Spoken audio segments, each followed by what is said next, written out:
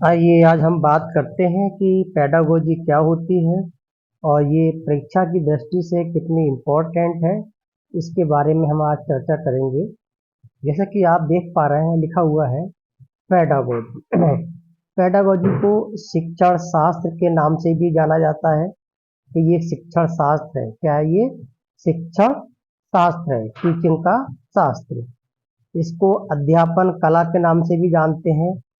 अध्यापन कला कि कैसे बच्चों को अध्ययन कराना है, उसकी आर्ट क्या है, तरीका क्या है। इसका मतलब ये भी होता है कि हमें क्या पढ़ाना है, बच्चों को क्या पढ़ाना है और कैसे पढ़ाना है। ये पेडागोजी कहलाती है। पेडागोजी विज्ञान भी है और कला भी है, ये दोनों है। तो इसको हम इन चार नामों से जानते हैं।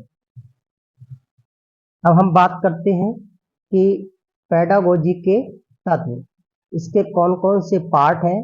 तो पेडागोजी के तीन पार्ट होते हैं। नंबर एक, शिक्षण विधियां की जानकारी होना, पेडागोजी को समझना है। नंबर दो, बच्चों की समझ और सीखने का माहौल। किसी क्लास में बच्चों को आप पढ़ा रहे हैं तो आपकी शिक्षण विधियां कौन सी हैं, क्या आपने टॉपिक के अनुसार शिक्षण विधि का इस्तेमाल किया है, ये पेडागोजी का पार्ट है।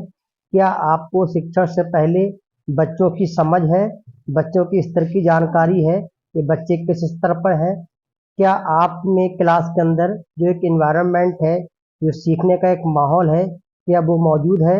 यदि ये तीनों चीज़ें अगर सही होती हैं तब आप पेडागोजी के अंतर्गत अपना कार्य आप सही कर रहे हैं और पेडागोजी की आपको समझ अच्छी है। आइए हम पेडागोजी का पहला क्वेश्चन देखते हैं। क्वेश्चन एक आप देख पा रहे हैं, बच्चों में ज्ञान की रचना करना और अर्थ निर्माण करने की क्षमता होती है। बच्चों में ज्ञान की रचना करना और अर्थ निर्माण करने की क्षमता होती है। इस परिप्रेक्ष्य में एक शिक्षक की भूमिका क्या होना चाहिए? या संप्रेषक है, या व्याख्याता है, निर्देशक के रूप में है, या सुगमकर्ता के रूप में है, या तालमेल बैठाने वाले के रूप में है। तो देखिए, शिक्षक हमेशा एक सुगमकर्ता के रूप में है। क्वेश्चन दो देख रहे हैं, पेडागोजी का बहुत महत्वपूर्ण प्रश्न है कि शिक्षार्थियों की व्यक्तिक विभिन्नताओं के संदर्भ में शिक्षक को चाहिए। जो बच्चे हैं हमारे पास, उनके अंदर बहुत वेरिएशन है, उनके व्यक्तिगत अंतर है, तो उसके बारे में शिक्षक को क्या करना चाहिए?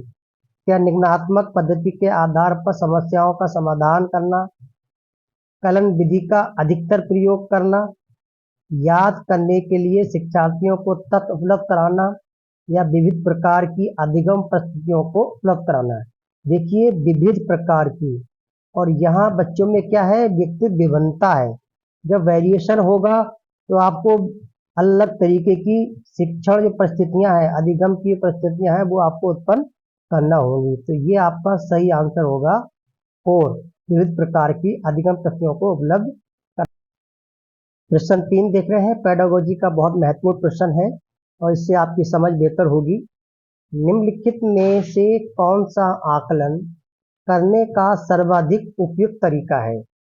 आकलन सत्र की समाप्ति पर करना चाहिए, क्या ये सही बात है?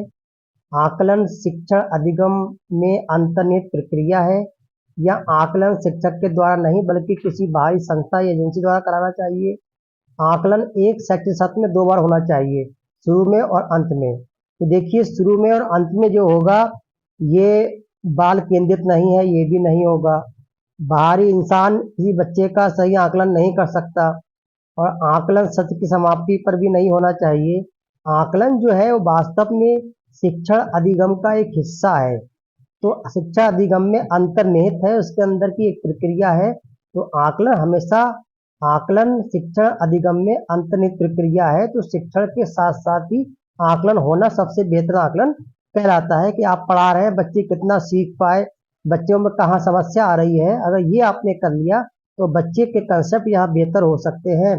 और यदि आपने ये छोड़ दिया तो बच्चे की लर्निंग छूट जाएगी, इससे आगे समस्या होगी। क्वेश्चन चार देख रहे हैं, पेडागोजी का बहुत ही महत्वपूर्ण प्रश्न है। यदि इन प्रश्नों को आप ध्यान से समझेंगे तो यकीन मानने एग्जाम में आपकी बड़ी हेल्प होने वाली है। बच्चे चिंतन में वयस्कों की भांति ही होते हैं, और ज्यों ज्यों बड़े होते हैं उनके चिंतन में गुणात्मक वृद्धि होती है। नंबर 2, रीते बर्तन के समान होते हैं जिसमें बड़ों के द्वारा ज्ञान भरा जाता है। नंबर 3, निष्क्रिय जीव होते हैं जो प्रदत्त सूचनाओं को ज्यों की त्यों पृथ्वी के रूप में प्रस्तुत कर देते हैं। जिज्ञासु प्राणी है जो अपने चारों ओर जगत को खोजने के लिए अपने ही तर्कों क्षमताओं का उपयोग करते हैं। देखिए, अगर इसमें देखेंगे तो पहला ऑप्शन जो है वो कहीं ना कहीं सही की ओर जा रहा है, लेकिन चिंतन की जो अवस्था है वो वयस्कों के समान नहीं होती है। बच्चे जो होते हैं वो शैशव अवस्था में चिंतन अलग करते हैं, बाल्यावस्था में अलग करते हैं, किशोर अवस्था में अलग करते हैं, तो चिंतन की अवस्था अलग अलग होती है। इसीलिए पहला ऑप्शन नहीं हो सकता। बच्चे खाली बर्तन नहीं होते, यही बात गलत है। बच्चे निष्क्रिय जो वर्ड है ये नेगेटिव टैग है, बच्चे निष्क्रिय नहीं होते हैं। तो सही आंसर बचा कि बच्चे हमारे जिज्ञासु प्राणी होते हैं जो अपने चारों ओर जगत को खोजने के लिए अपने ही तर्कों और क्षमताओं का उपयोग करते हैं। तो सही आंसर इसका होगा डी। ये क्वेश्चन 5 है जो पेडागोजी की समझ बनाने के लिए आपकी बड़ी हेल्प करेगा कि बच्चों की त्रुटियों के बारे में कौन सा कथन सही है। बच्चे जो भूल करते हैं, जो मिस्टेक्स करते हैं, उसके बारे में पूछा गया है। असावधानी के कारण बच्चे त्रुटियां करते हैं। बच्चे त्रुटियां तब करते हैं जब शिक्षक सौम्य हो और त्रुटियां करने पर उन्हें कोई दंड ना देता हो। बच्चों की त्रुटियां उनकी सीखने की प्रक्रिया का अंग है। बच्चों की त्रुटियां शिक्षक के लिए महत्वहीन है, उन्हें चाहिए कि उन्हें काट दे और ज्यादा ध्यान ना दे। देखिए, ऑप्शन नंबर 4 देखा है, ये नेगेटिव है कि कोई बच्चा गलती करता है तो वो कोई चीज महत्वहीन नहीं होती, नेगेटिव टैग है। और ये देखा है असावधानी का बच्चे भी करते हैं, ऐसा नहीं है। ये पहला ऑप्शन भी इसका नहीं होगा। बच्चे त्रुटियां तब करते हैं शिक्षक सौम्य होते हैं, ऐसा कुछ नहीं है कि शिक्षक के मौन होने पर बच्चे जो होते हैं वो त्रुटियां करते हैं और उनको दंड ना मिलता हो। तो देखिए, त्रुटियां जो है वो एक सीखने की एक कला है और उसका एक भाग है। जब कोई इंसान कुछ सीखता है तो सीखने के दौरान उसमें गलतियां भी होती हैं और ये गलतियां आगे सीखने में मदद करती हैं। तो इसका सही आंसर होगा कि बच्चों की जो भूल है, जो त्रुटियां हैं, वो सीखने की प्रक्रिया का एक महत्वपूर्ण अंग है। तो इसका ऑप्शन 3 इसका सही होगा। इन क्वेश्चनों को आप ध्यान से समझ लिएगा तो आपकी पेडागोजी बेहतर हो जाएगी, एग्जाम में आप अच्छा करेंगे। Thank you.